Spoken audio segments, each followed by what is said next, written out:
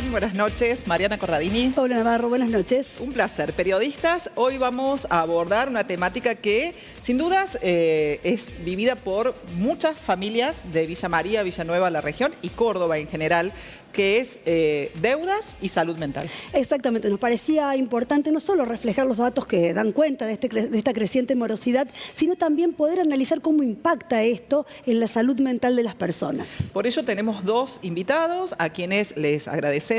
Aquí en piso, la presidenta del Colegio de Psicólogos, Silvana Pons, ¿cómo estás? Muy Hola, bien, sí. no soy presidenta ahora. Tengo una hermosa compañera que es presidenta, pero es un honor representar al colegio en esta oportunidad. Bienvenida. Bien. Por otro lado, por Zoom, como es habitual también, le agradecemos a Germán Romero porque siempre precisamente damos a conocer los datos que surgen de las estadísticas que ustedes vienen preparando hace mucho tiempo. Germán, buenos días, ¿cómo estás?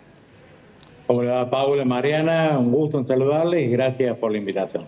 Bueno, Germán, ¿qué es lo primero que tenemos que decir si hablamos de endeudamiento de las familias? Bueno, primero que nada comentarles que desde nuestro Instituto de Estadísticas y Tendencias Sociales y Económicas hemos realizado la tercera edición de un informe denominado Endeudamiento de los Hogares Argentinos. Digo tercera edición porque la primera la realizamos en 2024, julio. Mayo 2025 fue la segunda y hemos concluido el pasado 16 de marzo este nuevo informe basado en 4.200 encuestas efectivas en todo el territorio nacional, esto es las 23 provincias más la Ciudad Autónoma de Buenos Aires, con un resultado contundente que si bien no se diferencia mucho de las anteriores ediciones, el resultado, un 91,7% de los hogares tienen deuda. Y si bien este resultado global no varió porque teníamos 93 en el 2024, 91% en 2025 y ahora cifra muy similar. Lo cierto es que sí se agravó la situación de cada hogar porque están acumulando mayor cantidad de deuda, es decir, en calidad y en cantidad se ha empeorado sensiblemente la situación porque tenemos, hoy tenemos con más de 3 deudas, tenemos un 23,5% de los hogares, mientras que el año pasado solamente había un 12%, anterior un 8%. Es decir, puntualmente hay un grave techo de endeudamiento de los hogares con una acumulación de deudas y principalmente decirles que en lo que se han endeudado, a grandes rasgos las familias, el ranking lo ocupa primero que nada las tarjetas de créditos con un 37% y dentro de las tarjetas de créditos el 61% de las deudas constituidas fue para la compra de alimentos. Después sigue lejos abajo el combustible un 15%, para lo que se ocupaba principalmente la tarjeta de crédito hace algunos años, electrodomésticos, neumáticos y demás, para confort o para bienestar, hoy ocupa el tercer y cuarto lugar con un 7 y 9%. Tenemos una situación de conflicto financiero porque hay un 16,8% de los hogares que ya sufren embargo de cuentas bancarias o de algún bien o traba, bloqueo de sus cuentas bancarias por no pago de la deuda. Tenemos un colapso progresivo porque más del 50%, un 38% de los hogares destinan más del 50% para el pago de la deuda. Es decir, se ha ingresado a una espiral de endeudamiento del cual va a ser muy difícil salir. De hecho, hay un 37% de las familias que cree que no va a poder afrontar la totalidad de la deuda que tiene adquirida, ¿no? Germán, es interesante esto que usted planteaba acerca de que la mayor composición tiene que ver con los alimentos y con compras con tarjetas de crédito. ¿Qué pasa con los almacenes que antes, en Córdoba sobre todo, situándonos, en Córdoba, también tenían una cadena, si se quiere, de acceso al crédito, del fiado? ¿Eso cómo se ve hoy? ¿Cómo ha caído? Porque sabemos que también hay muchas familias que no están bancarizadas, que no tienen tarjeta de crédito.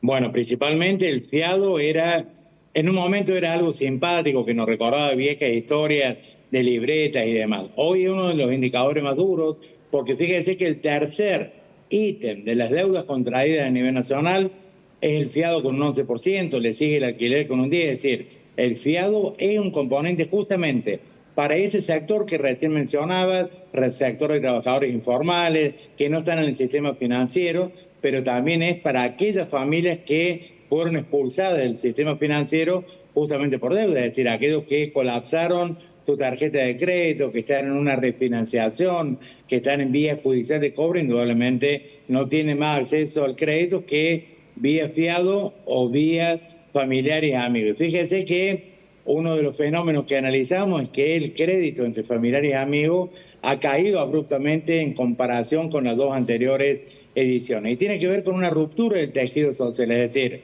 aquellas personas que no pudieron devolver el crédito a sus familiares y amigos no pueden conseguir esa vía nuevamente, o bien porque esos familiares y amigos también ingresaron en esa zona crítica donde tienen que pedir auxilio financiero. Entonces, el fiado es un componente, pero lamentablemente también tengo que decirles que también está en un techo histórico la entrega del fiado, como lo está la morosidad en un orden del 28%, una incobrabilidad que llega al 18%, es decir, que se están colapsando los sistemas financieros domésticos para este tipo de familias. Es decir, no van a contar con la tarjeta, no cuentan ya con familiares y amigos prácticamente, el fiado colapsa y la gran pregunta es, en esta espiral de endeudamiento, personas que van a salir del sistema financiero y que hoy lo están utilizando para alimentarse principalmente, ¿cómo se van a alimentar estas familias en el futuro inmediato? Es la gran incógnita que nos preocupa y nos debe atarear también como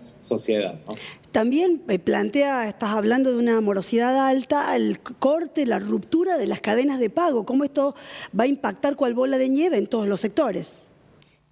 No tengan ninguna duda de eso. Lamentablemente, hoy indudablemente tenemos deuda que están en gestión administrativa, un 38,5%. Tenemos deuda que están en gestión judicial, que están en gestión administrativa de cobro. Hay un 14% que está en una situación regular de deuda, es decir, se está entrando en un colapso financiero doméstico. Por eso decía que las familias van a quedar excluidas del sistema financiero. Es una situación que nos debe alarmar porque con esta cantidad, digamos, últimamente, en el último tiempo, se dotó a los habitantes argentinos de herramientas para endeudarse, pero no hay herramientas para salir de esa deuda. Se caen las fuentes laborales, el poder adquisitivo cada vez cae, cada vez se restringe más, estamos en un periodo de recesión, las paritarias pisadas, es decir, siempre las familias van perdiendo poder de compra, poder adquisitivo. Es por ello que vemos reflejado el endeudamiento, esa imposibilidad de llegar a fin de mes, pero llegar a fin de mes suena muy complejo, muy abarcativo, muy general. No llega a alimentarse, ya no hablo de dignamente, no llega a alimentarse básicamente. Ustedes saben que también mensualmente hacemos encuestas de hogares donde relevamos la situación social de las familias y estamos viendo que un 57% no accede a productos de calidad, sino que compra lo que puede, con lo que tiene en el día a día, familias que saltean la cena o alguna de las ingestas diarias. Esta es la situación actual y efectivamente se ha raspado la voz y se ha llegado más lejos, ¿no? Es decir, hoy la gente se endeuda sabiendo que no va a poder pagar. Y no se trata de una cuestión de educación, sino se trata de una cuestión de supervivencia, porque el endeudamiento ya no es coyuntural, sino que se ha convertido en estructural para este país. Germán, bueno, es muy duro esto que también planteabas, ¿no? Acerca de la calidad de los alimentos que además de endeudarse ha bajado. Es decir, no hay proteínas, la mayor cantidad seguramente corresponde a hidratos. ¿Cuáles son las acciones? ¿Qué se puede hacer? Usted también como referente de la Cámara de Almaceneros, digamos, ¿cuáles son los desafíos para pensar esto? Por supuesto que tiene que ver también con una cuestión estructural, como bien decías, que cada vez se profundiza. Bueno, ¿cómo se puede salir o qué es lo que ustedes están dialogando con cámaras que seguramente están igualmente preocupadas que están viendo estos datos? Indudablemente todas las cámaras coinciden en esta recesión, en esta problemática de comercios que no venden, de gente que no compra, pero obviamente que lo principal es el alimento. En cuanto a la calidad alimentaria, ya no hay mucho más para hacer. Salvemos alguna recomendación, uno puede decir, yo no soy profesional de la nutrición, sin embargo tenemos contactos con el Colegio de Nutricionistas y demás, pero obviamente hay algún par de recomendaciones que se pueden hacer. Por el resto, lamentablemente, sin recuperación del poder adquisitivo, sin recuperación salarial, sin tantos trabajadores informales, lamentablemente no se va a poder recomponer. Fíjese el precio de la carne. Parecía ahora ha frenado un poco, pero durante 3 meses consecutivos no paró de frenar hasta llegar a un precio que, más allá de las justificaciones que tengan o no el sector cárnico, un precio que a nuestro entender, por lo menos al mío, parece obsceno, ¿no? Si las familias habían restringido esta fuente de proteínas tan argentina, tan clásica, lamentablemente ahora con el precio que tiene, un precio que ronda entre 21 y 25 mil pesos, se ha vuelto prohibitivo totalmente, y obviamente que estos productos no se reemplazan por legumbres como es el ideal nutricional, sino que se reemplaza por productos más económicos que van a generar mayor sensación de saciedad, como son, ustedes lo mencionaban recién, los hidratos de carbono, es decir, se cambia mucha cantidad de papas, mucha cantidad de pan por productos básicos, esenciales, como es la carne vacuna, carne porcina, carne de avina, lácteos, frutas y verduras de hojas verdes. Germán, se nos termina el tiempo, más que agradecerte que te hayas contactado con nosotros. Y para cerrar, una pregunta breve. ¿Hay una perspectiva de que algo pueda mejorar en el corto plazo? Bueno, a ver, si escuchamos las últimas palabras del presidente Milei, está obstinado en continuar con este plan económico ratificado, donde la obsesión es bajar la inflación. Difícil, digo difícil por 2 aspectos, ¿no? Uno, porque se está consolidando un piso estructural inflacionario que ronda el 3%, ya no es la preocupación bajar el 2%. Por otro lado, hay un contexto internacional que está haciendo subir el combustible, digo, en general no vamos a ahondar en ese conflicto puntualmente, pero que va a impactar en la inflación. Pero digo, esta obstinación de bajar la inflación, esperemos que no sea con más ajustes, con mayor presión a la sociedad que está a la vista. Digo, si no hay una mejora de las condiciones sociales, un desajuste de este programa económico, lamentablemente veremos empeorar, agudizar estos y otros muchos indicadores sociales. Germán, muchas gracias, como siempre decimos, por aportar datos y reflexiones a periodistas. Seguramente continuaremos este diálogo en otra oportunidad. Chao, Germán. Con mucho gusto, muchísimas gracias por la invitación, ha sido un verdadero honor. Gracias. Continuamos en el segundo bloque, Mariana, para poder ver la otra cara de esto, ¿no? ¿Cómo repercute? ¿Qué ocurre con esas madres que están a cargo de familias, esos padres que están a cargo de familias y que tienen esta situación? La salud mental, ¿no? Es muy importante y por ello vamos a dialogar con la psicóloga Silvana Pons. En breve, volvemos con vos. Pausa y volvemos.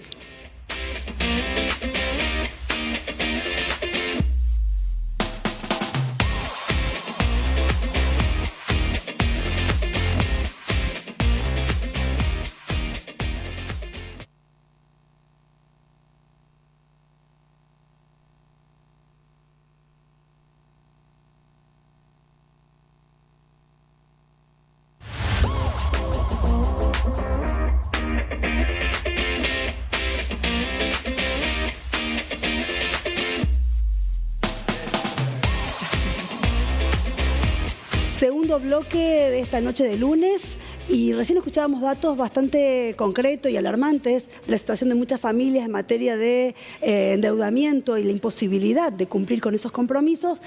Y la pregunta que nos hacíamos con Paula también al pensar este programa es, bueno, ¿y cómo afecta eso la salud mental de las personas y de las familias, la convivencia familiar? Y por eso está con nosotros Silvana Pons. Gracias por venir y gracias por ayudarnos a pensar. ¿Qué es lo primero que podríamos decir sobre esta realidad? Bueno, primero les agradezco siempre el interés en darle la palabra a profesionales que venimos militando la posibilidad de hablar de estos temas puertas afuera de los medios de comunicación.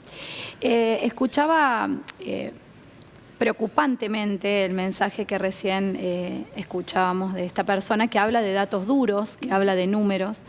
Entonces, lo primero que me interesa transmitir es que el endeudamiento no es solo un problema de números, no es solo un problema económico, sino que es muy importante que lo tomemos como un problema subjetivo y que podamos subrayar de qué manera vive cada uno la experiencia del endeudamiento en el seno de su propia familia, para instalarlo en lo que ustedes están planteando, y de manera subjetiva para cada uno, ¿no? Que es siempre en el uno a uno y que es siempre de manera diferente. No importa la magnitud de la deuda, Por supuesto que esos datos son preocupantes en términos económicos y en términos sociales, pero para cada persona no importa si debo 1 millón o debo 100, porque la deuda, el concepto de deuda es absolutamente igual de preocupante y hay que ver de qué manera lo vive cada uno. ¿Y cuáles suelen ser esas vivencias? O por lo menos ustedes, digamos, en consultorio, ¿qué suelen recoger de esa vivencia? ¿Qué pasa? ¿Cómo se experimenta? Se experimenta con culpa, muchas veces en los jefes y las jefas de hogar se experimenta con culpa. Notablemente ahora estamos viendo también vergüenza, aislamiento. El concepto de vergüenza es muy significativo porque hace que uno no pueda compartir esto que nos está pasando. Digo, si nosotros nos quedamos en el seno de nuestra propia intimidad pensando de qué manera puedo salir en este círculo, no lo hablo con nadie, no habilito la posibilidad de conversar con un otro esto que me está pasando y se vuelve bastante más complicado. Por eso es tan importante que hoy estemos hablando de esto, del endeudamiento, como experiencia subjetiva. Supongo que este aislamiento, esta situación de vergüenza personal seguramente impacta en la convivencia familiar. Sin dudas porque muchas veces los adultos temen conversar esto con los chicos. ¿Sí? Entonces yo instalaría la pregunta de que hablarlo con los chicos. Por supuesto que no culpabilizarlos ni volver esto un tema preocupante, un tema angustiante, que seguramente es una cuestión más de los adultos, pero conversar respecto de esto. Digo, si se vuelve algo que sobrecarga solamente a los adultos, dejamos a los chicos por fuera. Los chicos nos ven preocupados, ven que estamos angustiados, escuchan el cuchicheo, ven que uno va al supermercado y que antes compraba, qué sé yo, que antes comíamos asado todos los fines de semana y ahora comemos un bife un martes y un jueves, qué sé yo. Digo, me parece que incluir a los niños en la conversación respecto de esto que nos preocupa, de esto y cualquier otro tema que nos preocupa, es fundamental. ¿Se ha incrementado la solicitud de consultas? También tiene que ver, ¿no?, con lo difícil que es a veces, si no llegamos a comprar el alimento, acudir a un profesional para solicitar la ayuda psicológica, que es una tensión, digo, muy difícil también de sostener. A ver, nosotros venimos en un incremento paulatino de las consultas en los espacios de salud mental, pero también es cierto que hay un grave impacto respecto de las prestaciones de las obras sociales, de la imposibilidad de pagar un espacio terapéutico. Entonces hay un incremento en los espacios públicos, eso también hay que decirlo. Importante es que se pueda hablar en algún espacio con algún profesional, que no obviemos esa posibilidad cuando existe el deseo de hacerlo. Pero no es que estrictamente por el endeudamiento haya aumentado la consulta, porque justamente hay esto que vos estás diciendo, no tenemos por ahí solvencia económica para otras cosas que son indispensables. Bueno, pues entonces uno empieza a priorizar. ¿De qué herramientas una persona puede echar mano o de dónde puede buscar para tratar de no hundirse de esta forma que vos describís en la individuación, que nos pone más triste y nos impide encontrar alternativas? Hay un empuje al individualismo feroz en todas las órbitas. Cada cual que se preocupe por lo suyo, por su vínculo, por su familia. Digo, si nosotros nos encerramos estrictamente a pensar en lo que a nosotros nos está pasando, no hay salida, ¿sí? Entonces, de lo que se trata es de habilitar espacios de conversación con otros, donde sea. La salida no es individual, la salida es colectiva. Por donde la miren, la salida para la deuda, la salida para la angustia, para la culpa, es colectiva. Entonces, construir espacios de construcción colectiva es hoy lo más esperanzador que podemos tener. Y con relación a esos espacios, si uno piensa, bueno, en las funciones que ha tenido generalmente las religiones, la fe, o a veces los clubes, ¿cuáles son los que a vos te parece que están hoy actuando y acompañando esto o dando, si se quiere, alguna propuesta? ¿Hay? Todos. Se escucha, yo soy bastante positiva, no me gusta esa palabra, pero bueno, yo converso mucho con los profesores de los clubes deportivos, las iglesias, los grupos de personas mayores que hacen talleres de pintura. Esos son los espacios que nos van a salvar hoy por hoy, porque ahí es donde circula verdaderamente lo que nos preocupa, circula aquello que nos angustia. Entonces, fortalecer los que ya hay y generar espacios nuevos. Supongo que no debe ser solo el endeudamiento. Nosotros te invitamos a hablar de endeudamiento y morosidad porque son los últimos datos de agenda pública, pero supongo que esta tendencia creciente a encerrarse en uno mismo debe tener que ver con algunas otras cuestiones vinculadas con las condiciones de vida actuales, ¿no? Y esto que te digo del individualismo, de esta tendencia a pensar que nos vamos a salvar todos solos, el sálvese quien pueda. Además, esto podría ser para otro espacio de conversación, pero bueno, la cierta laxitud que existe en los vínculos hoy por hoy, esta cosa de bueno, los vínculos pasan de uno en uno, porque bueno, total, como el escroleo del celular, también pasan los vínculos. Más fugaces.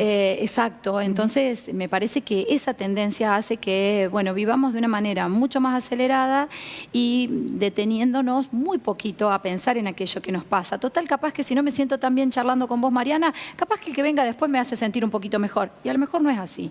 A lo mejor se trata de fortalecer el vínculo en el cual nos encontramos, sea cual sea, laboral, personal, familiar, para potenciar las posibilidades que cada uno tiene, que todos las tenemos. Pero que con la superficialidad de los vínculos que estamos escapando, ¿no? Claro, Supongo. porque además eso también genera mucha ira. Hay muchas lamentables hechos que están ocurriendo con jóvenes, digamos, Sí. bueno, hoy ha ocurrido Sí. algo lamentable en Santa Fe, donde un adolescente de 15 años le dispara a un compañero en el aula.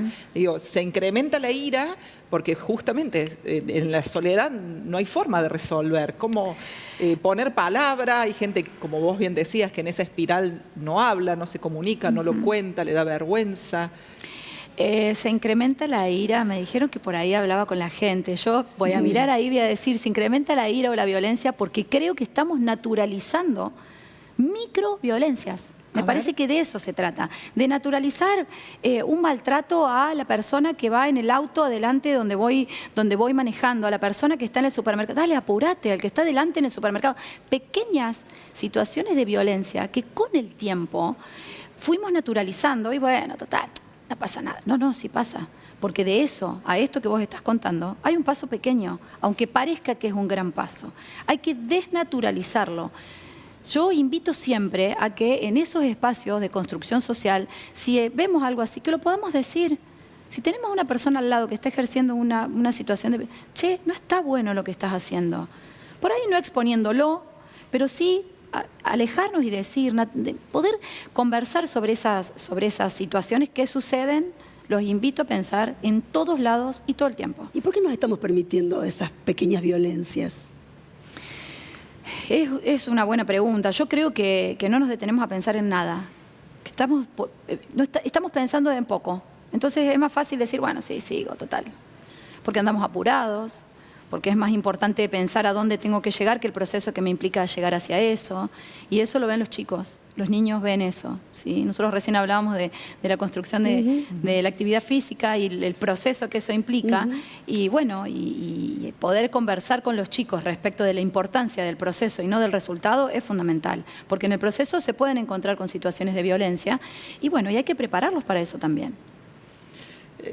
Nos quedan unos minutos, Silvana, como para retomar el tema, ¿no?, con el cual iniciamos la conversación, y también cuáles podrían ser algunas herramientas, además de todo esto que vos ya planteaste, para poder, además de vivirlo, digamos, no en soledad, no de forma individual, y como sociedad, digamos, ¿cómo hacemos para poder avanzar en todas estas situaciones que nos están dañando desde el punto de vista de lo emocional? Dos cosas. Primero, que me parece fundamental respecto del endeudamiento, que no transmitamos la idea de que es solo organización, porque se escucha. Lo que pasa es que si vos te organizás con los números, capaz que puedas. No. Porque eso genera una profundización de la culpa. No se trata de organizarnos bien. Soy una desorganizada. No, se trata de que a veces no se puede y de que a veces verdaderamente no alcanza. Entonces no es solo una organización la cuestión de la situación económica. Hay un contexto social que empuja a una profundización de la pobreza. Entonces eso hay que puntualizarlo en primera instancia. Y en segunda instancia, construir y socializar con nuestro entorno pequeñas acciones que a nosotros nos han servido. Conversar, mira, yo me organicé de esta manera, compro en aquel otro lugar, priorizo esto. Digo, la socialización de las buenas prácticas en términos económicos puede que, así como nos ayuda a nosotros, también ayude al otro. Todo nos lleva a que lo que tenemos que hacer es fortalecer el lazo con el otro. Vos dijiste que sos optimista, ¿no te gustó esa palabra? Es la que encontramos. ¿Se puede ser optimista en este contexto? Sí, se puede. Yo creo que de lo que se trata es de poder pensar de qué manera construir. Argentina ha pasado situaciones de muchísima complejidad y hemos salido en parte. Me parece que nuestro recurso humano, las personas que vivimos en este maravilloso país, tenemos un montón de posibilidades y yo confío en que sí se puede, potenciando la democracia siempre. Y en esa línea, bueno, creer que vamos a poder. Sí. Bueno, algo que tomo de esto que decía Silvana, lo compartíamos en el streaming de periodistas la semana pasada, es que la Universidad Austral formó parte de una investigación a nivel global y que los argentinos y las argentinas estamos por encima del promedio global en la emoción positiva gracias a los vínculos, ¿no? Gracias a las amistades y gracias también al vínculo con la naturaleza. O sea que algo podemos decir de bueno. Podemos rescatar algo de ahí. Me parece fundamental eso y en el vínculo con el otro y en los espacios verdes. Ayer veía una investigación que fuera de cámara les voy a contar que es fundamental. Gracias por venir. No, Silvana, gracias a ustedes, por favor. Volvemos y así hacemos los agradecimientos de costumbre y nos despedimos.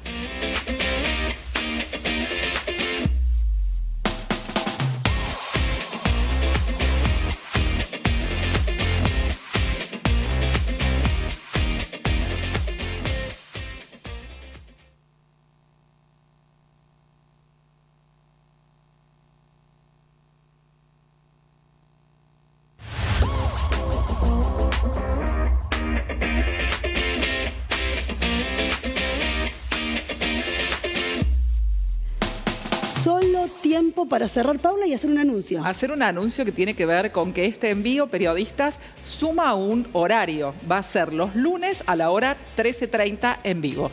Desde la próxima semana y los agradecimientos de siempre, por favor. Los agradecimientos tienen, como siempre, que ver con la puesta al aire, la edición, al equipo técnico de UniTV, a las personas que nos siguen a través de nuestras redes sociales.